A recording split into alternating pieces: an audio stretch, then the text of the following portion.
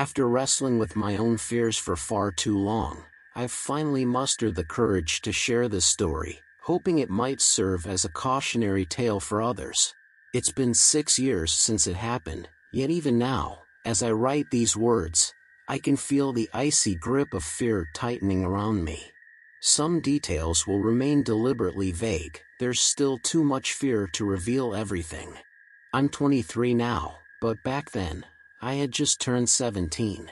I was working as a waitress in a restaurant when a new cook, whom I'll call Zach, joined the staff. At first glance, Zach seemed perfectly harmless.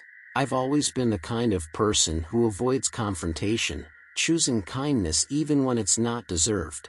The restaurant had a light-hearted atmosphere. We would joke around and occasionally play harmless pranks on one another.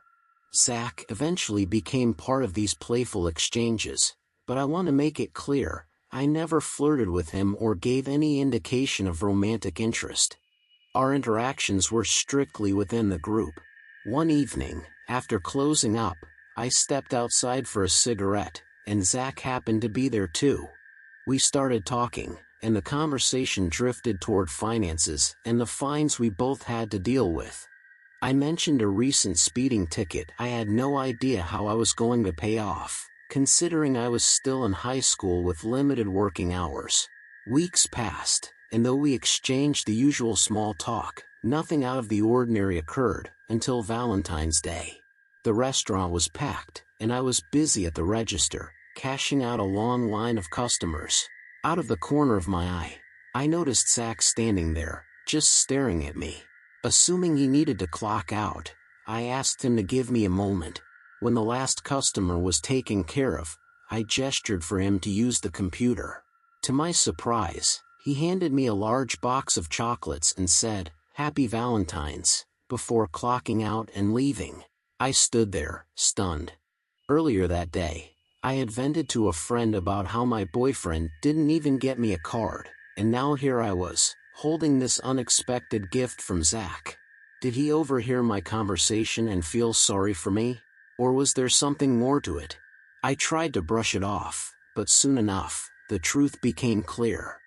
After that night, I didn't see Zach for about a week due to our differing shifts.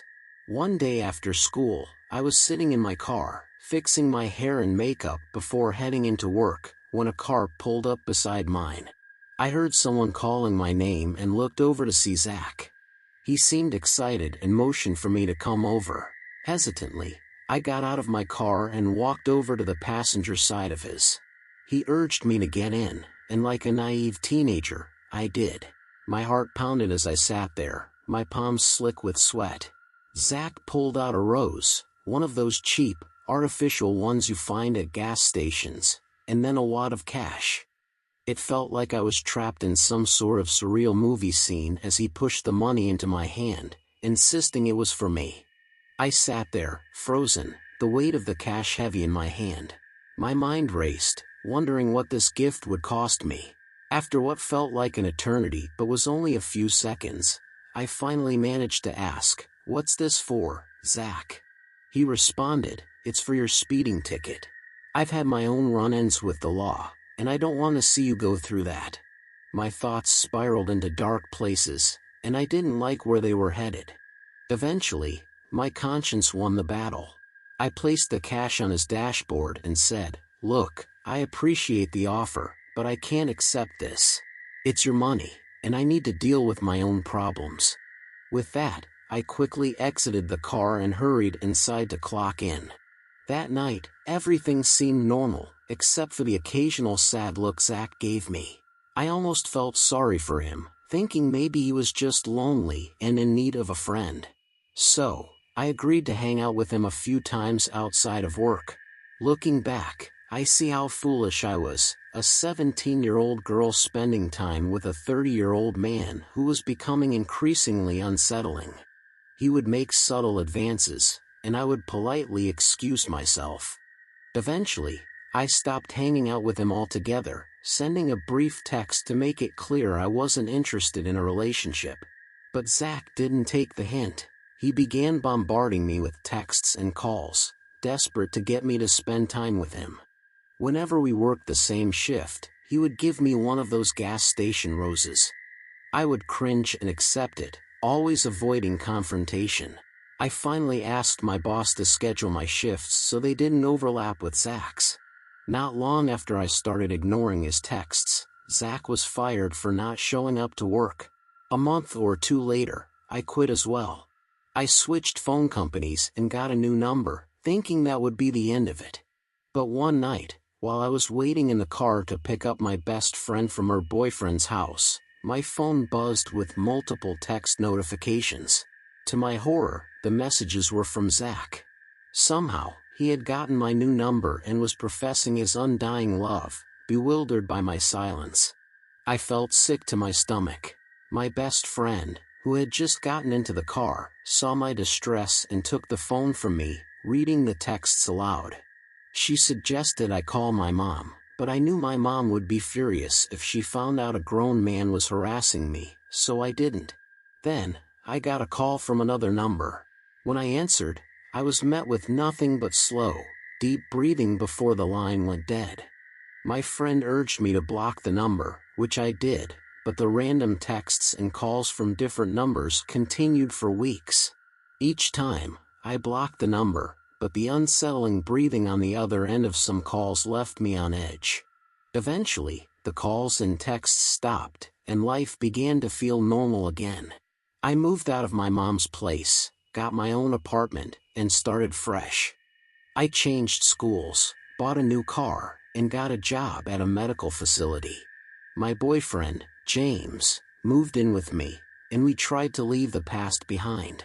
One day, while I was doing laundry at my mom's house, she handed me a letter.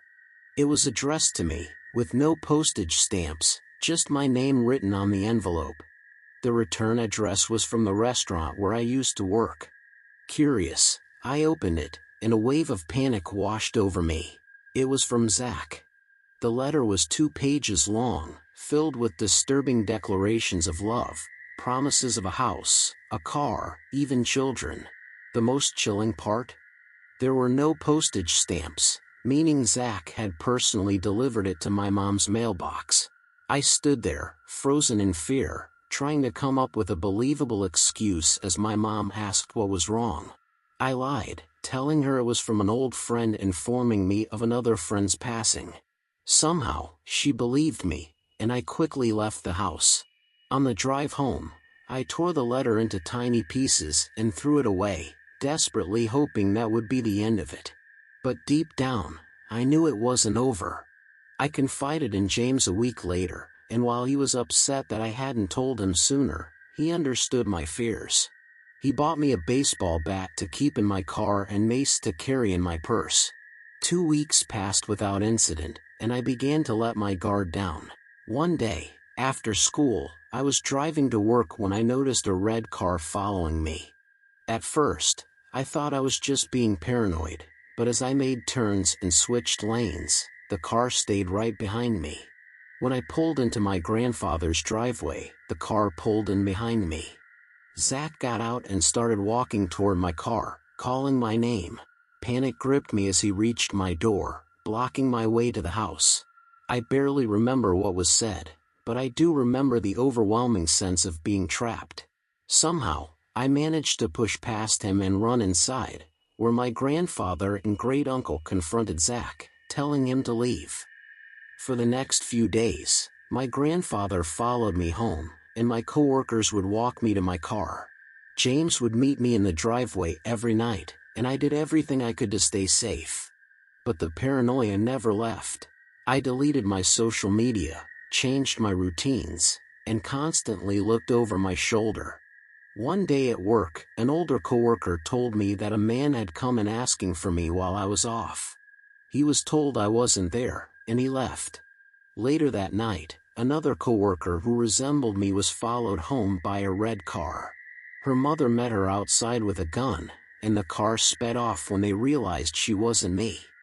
I broke down, apologizing to her over and over, consumed by guilt that my nightmare had put someone else in danger.